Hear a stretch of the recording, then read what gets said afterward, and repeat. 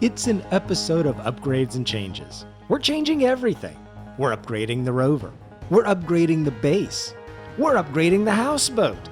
And maybe best of all, Hail Mary is getting some automation and extra power. But it may not be what you think.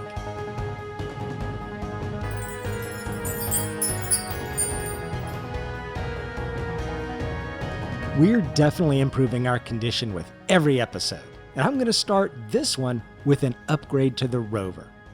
Up till now, we've not had any weapons on anything we've built, but that's about to change. I'm adding a couple Gatling guns to the Rover.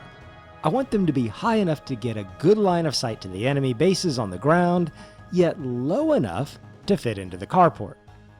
I'm also going to go with a custom turret because of the similar build direction of making a custom cockpit for the houseboat. We're going to design and build everything with as much uniqueness as possible. The reason I need the guns is that I want to go after another Assert base. Not because we need the material, but to ensure we have lots of good reputation with the space pirates, which is who we're currently robbing all our needed material from. As we attack the Assert faction, the space pirates love us, so that'll be our next move. Alright, I hate the design.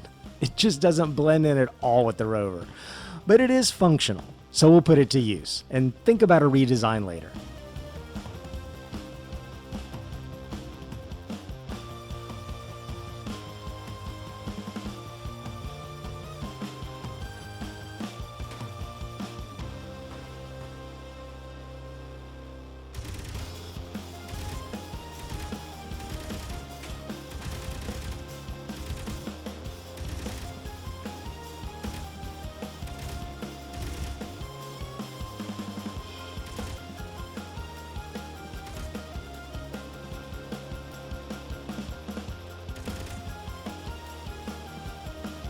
Okay, the base's defenses have been neutralized. Let's move in for the resources. Well, except for that last turret on the other side.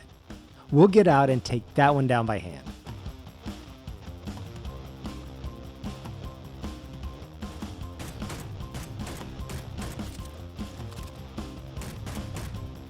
There, now we're good.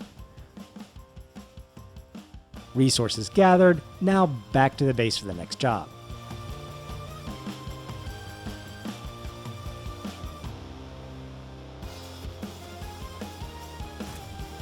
I was waiting for this day. The day I'd fall into my own ice pit. But it's even better because spiders live down here. A few carefully placed angle blocks, and we're out. Next on the agenda is to fix up the landing platform for the Hail Mary houseboat. The skeletal blocks were fine for the short term, when we didn't have anything.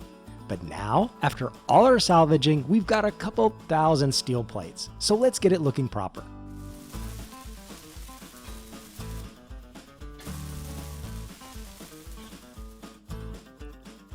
Well, we had laid down the blocks bit by bit as we needed to expand the platform, and have wound up with a very mosaic look.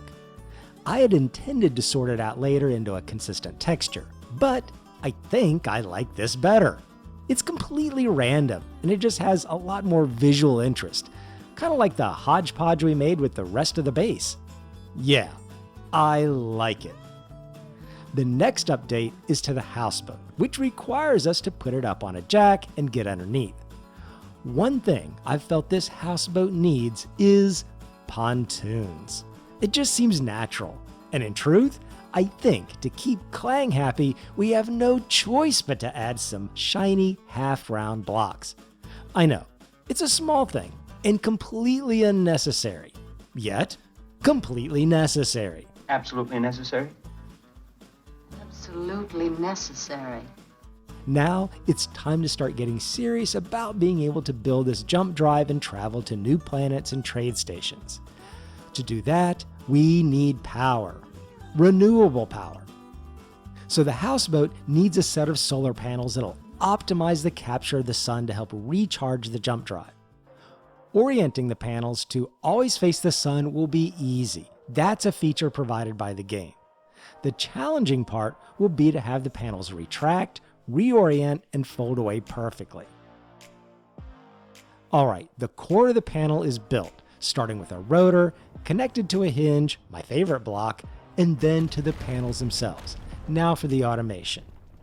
A simple custom turret controller is exactly what we need. The controller has the built-in feature I mentioned of being able to automatically track the sun.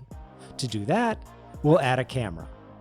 The camera will try to point directly at the sun with the custom turret controller and make the rotor and hinge automatically rotate and pivot to whatever orientation it needs to do that. Like I said, that's the easy part. We'll add a little data greebling for the controller display, and then do the hard part.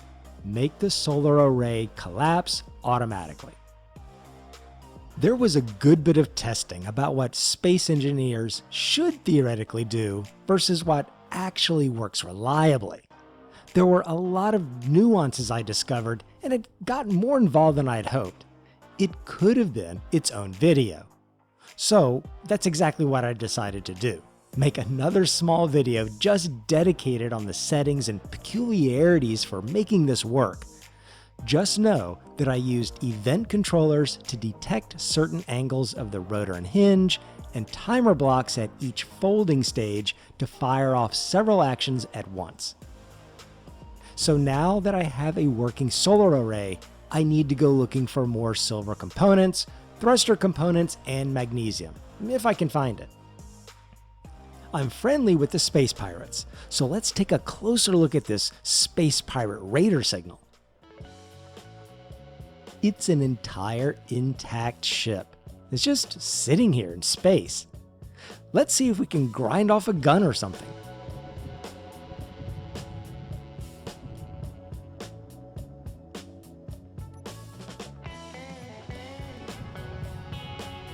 Nope, there it goes. We can get close, but it's smarter than to just sit there and get ground down. We'll get back to the salvaging, but that was an interesting encounter. Okay, we picked up another new Mayday signal. Let's move in and check it out. It's a busted up ship.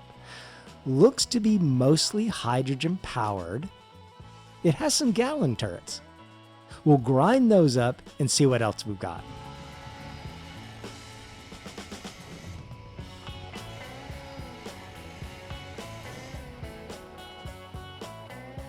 Inside this hangar looks to be another completely intact ship. Nice. More importantly, this ship has several ion thrusters, which is exactly what we need. We'll get all those.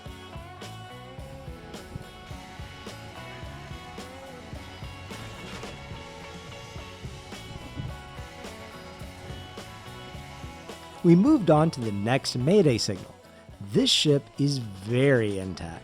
I'm only seeing hydrogen thrusters, and this is a very nice, sleek little vessel. Almost like a good-sized starter survival ship. Well, in a moment, it'll be devoid of guns and a couple cargo containers. There, we'll mark the location and come back if we need to.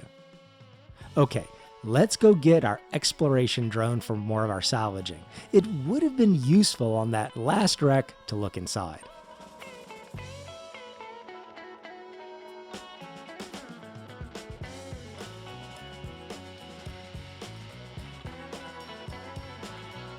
We've got the drone, and we can see our charging depot that couldn't be locked down, just floating away into space. There's really no sense retrieving it. I think I'll just keep the drone charged off the houseboat for now. We've got the solar panels, so we can afford to bleed off some juice to keep it charged. This next signal looks major. A pirate salvage station. This may be like the first one we found. When we got close, we could hear an alarm, and in a short time, the whole thing exploded. So this time, we must be cautious. We'll send in the drone and let that be our eyes while we remain at a safe distance.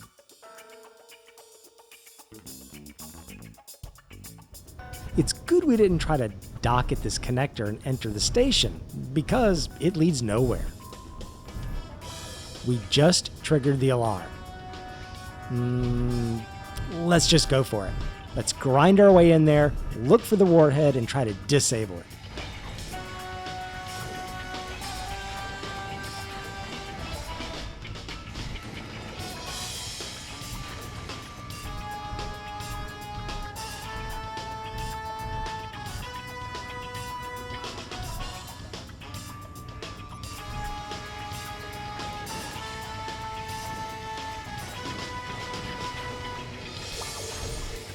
There it is, just up ahead. I can see the edge. We're just pressing forward and grinding anything in our way.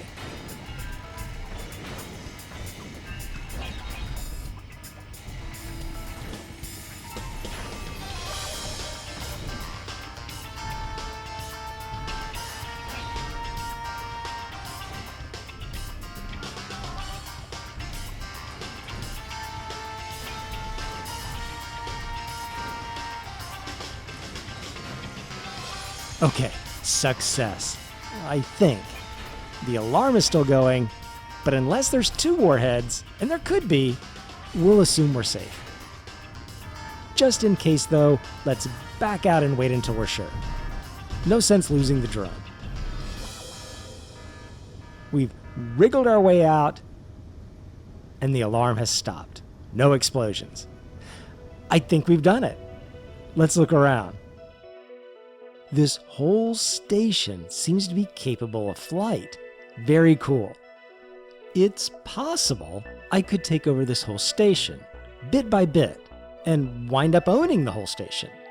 The problem there is that I'd lose a ton of reputation having to grind down and hack so many functional blocks. For now though, let's land on it and test something.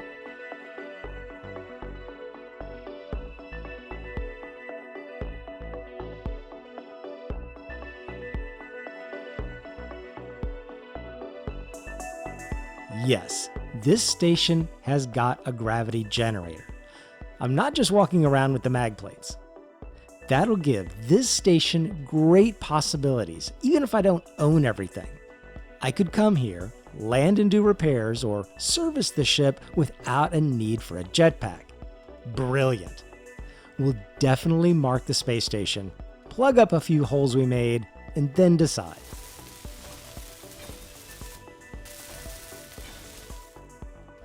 Do I grind down the medical room for the silver, or leave it intact and what might be a great place to heal and re-energize? I think we'll leave it. I think we'll leave the gravity generator too. Both are amazing components, but we took over this space station completely intact. I'm just leaning towards not completely destroying it. I think this is more valuable kept all in one piece than it is dissected and salvaged. Also, that medical room I hacked and took over should also serve as an emergency respawn point. Yes, I might be a little marooned if my body just came and materialized here at the station, but it has enough pieces and parts where I could probably work out that problem.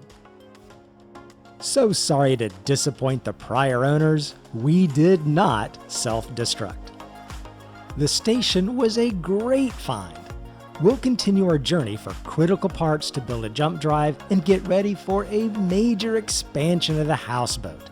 We've got to prep Hail Mary for deep space extended travel. But that will be in the next episode. Like, subscribe, and ring the bell so you don't miss it, and I'll see you next time.